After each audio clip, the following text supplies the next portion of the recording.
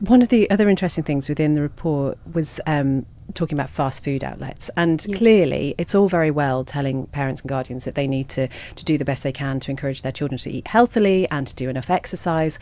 But then if they're surrounded by all these unhealthy options, of course they're always going to go for those. I mean, what's can be done about that? Well, I guess the point is, especially when you're at secondary school and you have the ability to go out for lunch or whatever it is, around the different schools on the island, there's a lot of different temptations, lots of different offers, and we're asking the children or the pupils to make decisions with so many choices, and the easy choices are often the quick wins, the quick grabs, the pasties or pasty baps even, etc., etc. Pasty bap. I know, it is not a thing of legend, it is actual truth. With a side of pig's cheese and gravy. So we're giving people a really hard dilemma to choose something healthy, which is possibly more expensive. It's not the thing to be done.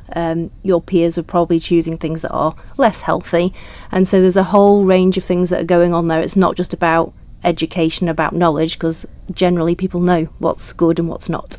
It's really interesting, actually. I think in Ramsey there are 20 fast food outlets near. I think within an 800-metre radius of the school.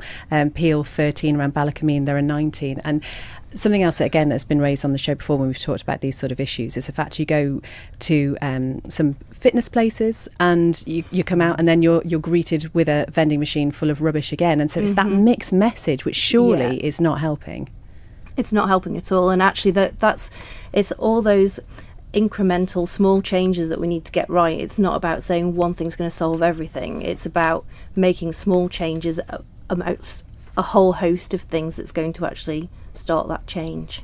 Something else that we were sort of discussing as a factor earlier was the fact that we're becoming increasingly aware of the influence that our emotional state can have on our physical health.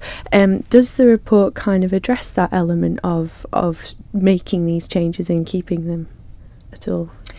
The key to all of this is consistent, long-term, cross-government, third sector, communities, employer, workplace change, so that environments are changed. That makes it less easy to go and run out and buy a giant slab of chocolate if you're feeling a bit down. We all do it from time to time. But I suppose the other side of that is building resilience, and again starting with children, so that they can cope with, mood changes, emotional setbacks, etc., and respond to that in perhaps a healthier way than resorting to the chocolate or the cigarettes or the drink, which of course are other emotional props that sometimes people use. Yeah, and then